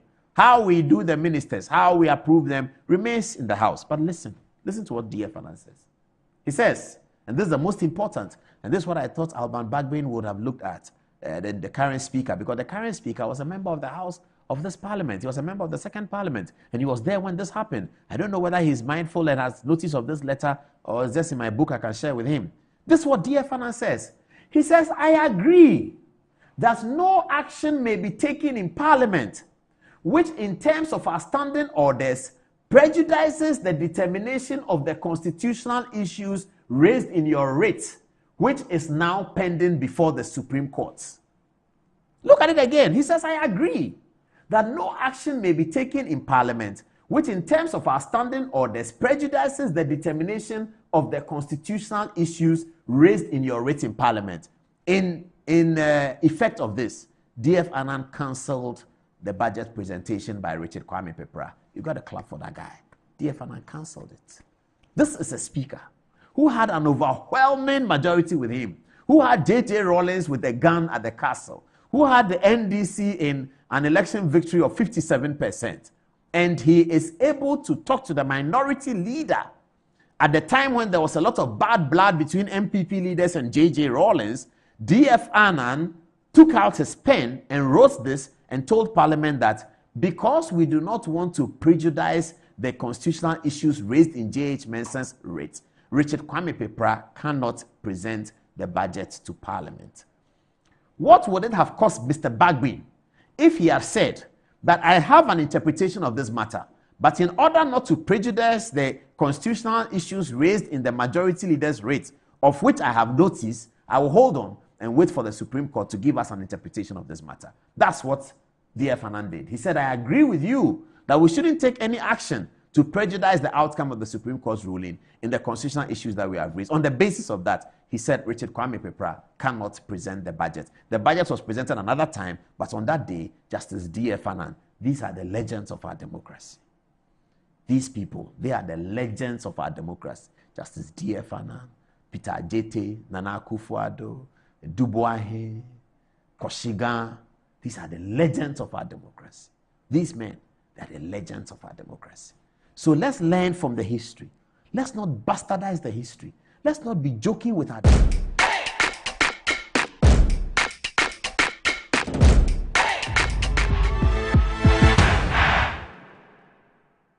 Experience the enhanced protection of Star Motor Third-Party Extra from Star Assurance, an enhanced motor third-party insurance policy that provides cover for loss or damage to your vehicle's windscreens, side mirrors, back glass, and other glass components. Whether it's a crack or major damage, you can drive with the assurance that your vehicle is well protected. Our commitment to you includes affordable coverage options and a claims process that is both fast and straightforward, so you spend less time dealing with paperwork and more time on the road. Also, we have proudly partnered with Hope for Little Lives, an organization dedicated to supporting children in need. By choosing Star Motor Third-Party Extra, you're protecting your vehicle and making a positive impact. Every policy you buy helps bring joy and support to children in underserved communities. Reach out to us now on our toll-free numbers 0800-177-177 or 0302-245-906 to sign up. Let us help you drive with peace of mind and purpose. Star Motor Third-Party Extra. Drive with confidence, give back with heart. Star Assurance, your solid partner. Over 5 million children have benefited from free SHS. Protect free SHS. Vote Dr. Baumia #1 on the ballot.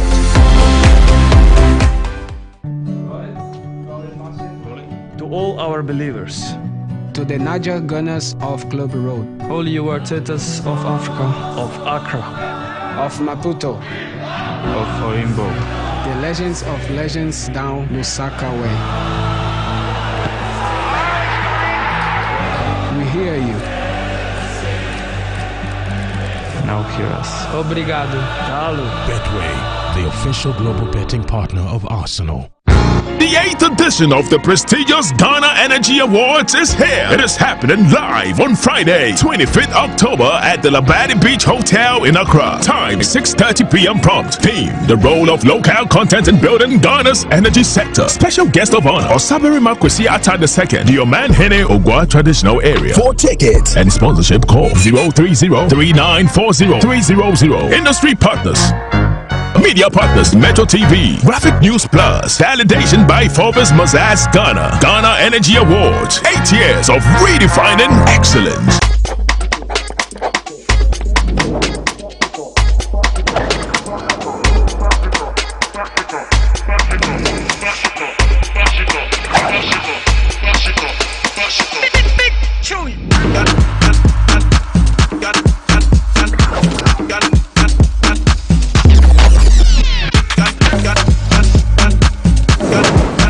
One choice, multiple styles. All big, all unique.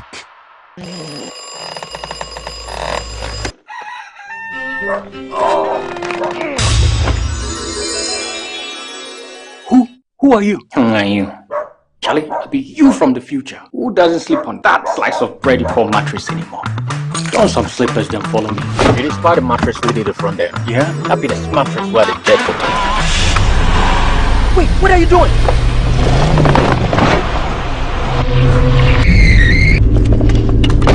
Wow! No damage at all. Not only durable, but also super comfortable. Come on, try it. Nothing day like Ash Foam. Enjoy full body support and unparalleled comfort for a restful sleep. Don't forget your keys. Get the premium sleep experience with mattresses from Ash Foam. Visit any of our showrooms nationwide or at ashfoam.com.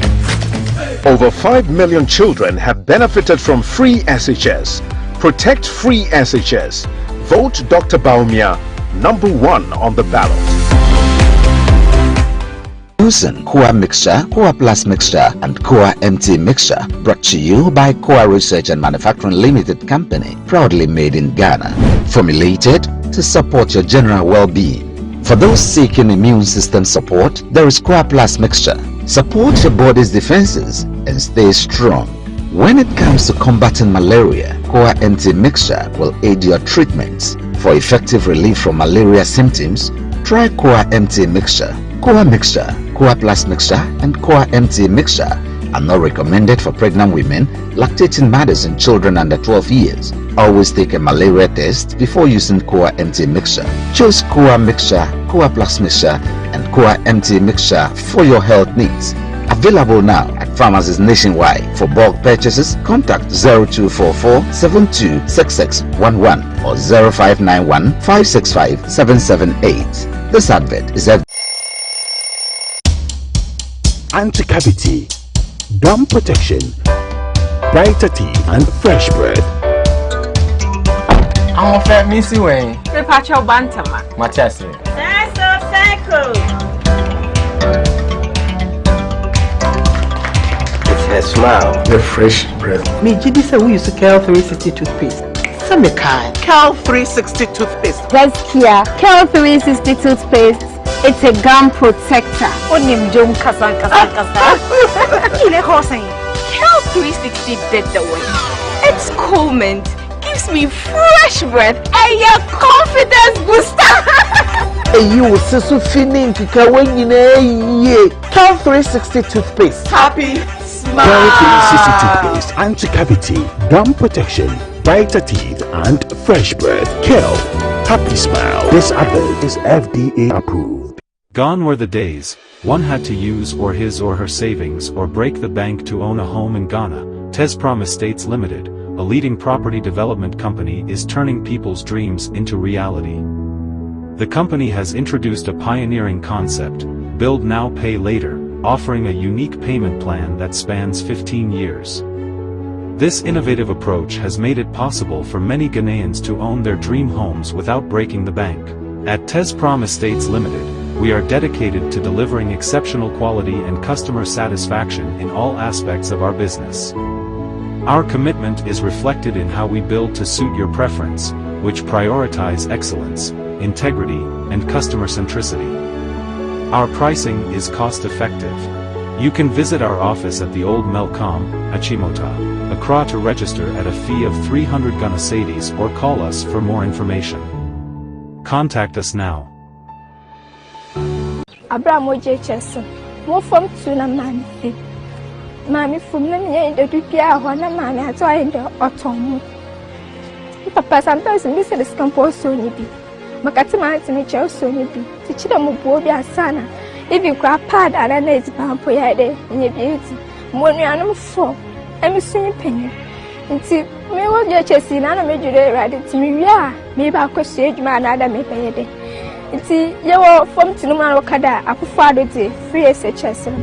I'm ready to make the last sit. To Musumo to my death, my best says, no matter what you school. To my bad. Now, sometimes if for services I did the school, but I am a day. Maybe sometimes most of the mom radity. I feel to me, baby, to me, I should be school. You just go for simple. My Gary sugar na mirror na the poor did even be at our school. Knock a table to school for circle. I'm the Biamakadako father one bar. There, obey president and a dollar free success, no that anything. None of me uncle Pod, no bad or both were hand. Yeah, you can't cut to out, seeing my manager at all penny. While my hair saw ye were papa crying, there will be a man you so. Yen your quiet see school. Nay, ye cash at the end day. Young good aim, my sitter. Your book couldn't I see our woman. Protect free SHS. Vote Dr. Baumia, #1 on the ballot. While you're done for the day, someone is planning to start theirs. At every given second in the dead of night, an uninvited guest could turn all your hard work into a nightmare.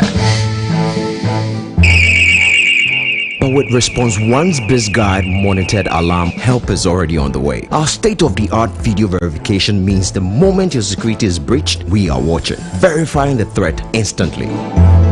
Our dedicated response team acts swiftly, ensuring that threats to your livelihood are stopped in their tracks. And with our rent-to-own plan, this unparalleled security is yours with an affordable monthly payment. Protect your business now. Pay as you earn. Join the hundreds of shop owners who trust Response 1 to protect their businesses. Don't wait for the worst to happen. Act now. Call Response 1 today or visit our website. Your business deserves the best defense. You're the answer to my prayers. You're with me everywhere. You're my angel, miracle. You're all I need tonight. Give me shelter from the rain. You breathe life in me again. You're my angel, miracle. You're all I need to know tonight. Apomode wonsem yemfen diagro enunti nese wonom edopapa nko a Exodus moringa capsules ene Exodus dandelion capsules efi Exodus elusuyenum na beboa wa pomode emu bia wo benya no betimi aboa nanso se wonye tu no a wo betimi anom abo na beboa papa se wonom Exodus moringa capsules ne Exodus dandelion capsules ebwa mamoja di efusani yi na fe ebusi wo immune system no na kweti ayarewa ahodo minimi yi se ni padodo na nim dia moringa etumi ye na dandelion so yenim enunti ni nkasa bebre enye ma penfo ana abatan a oma enifo ana abofra onya emfidumi Exodus ehu dance die dos.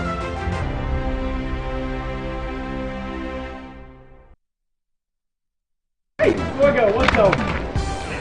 How far with your internship? To be honest, I'm so nervous about starting this new role on Monday. Oh, please. I know you'll be great at it. You should be worried about what benefits they have. Example, do they have health insurance? I doubt they will have that for interns. But no shaking. I have NHIS already. After you're on a line, Ina, look at you. What are you going to do in your office when you can just download the app to register for an NHIS membership? Yes, my people. You heard right.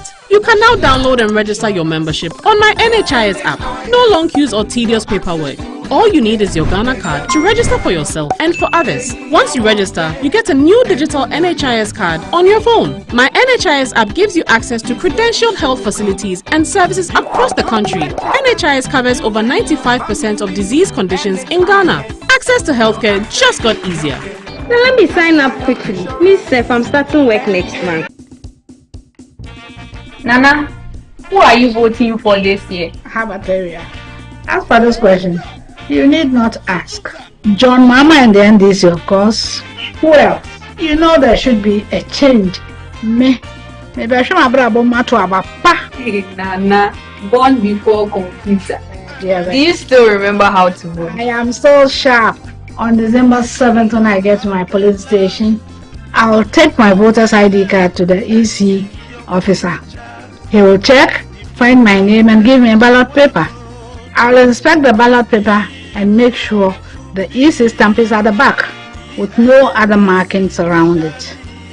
When I get to the box, I will just inspect the paper again, search for the umbrella. I will just put my thumb in the ink pad and stamp the empty box just by the umbrella, not on the line or Muhammad's face, but in the empty box just by the umbrella.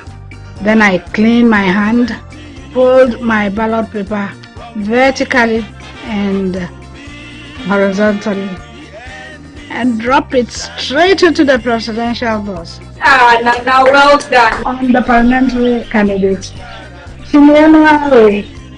I'll just stamp my hand in the empty box just by the umbrella. Now I'm done.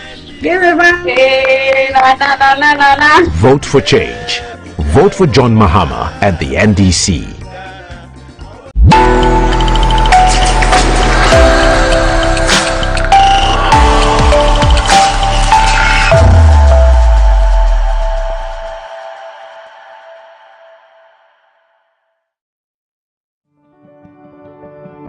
Has Christianity always been one of the religions in the world to you? Oh, hallelujah. Praise God. Christianity is not a religion, neither is it a joining of a church and doing the Christian things like praying and giving and so on. Hallelujah.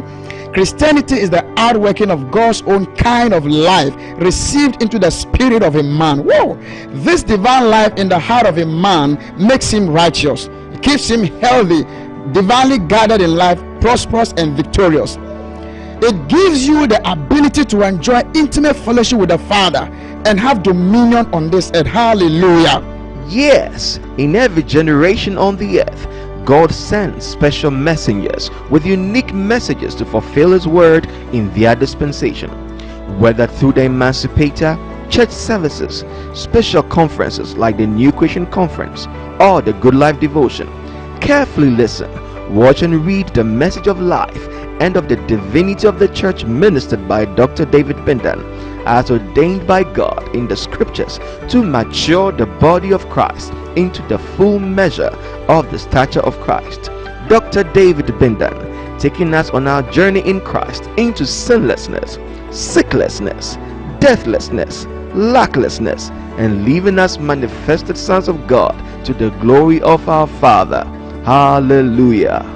Join Dr. David Bindan on the Good Life Devotion every Monday to Friday on this channel and receive truth that will usher you into the divine life experience of sinless holiness, incorruptible health, deathlessness, and reigning in life as a son of God in the full measure of the stature of Christ.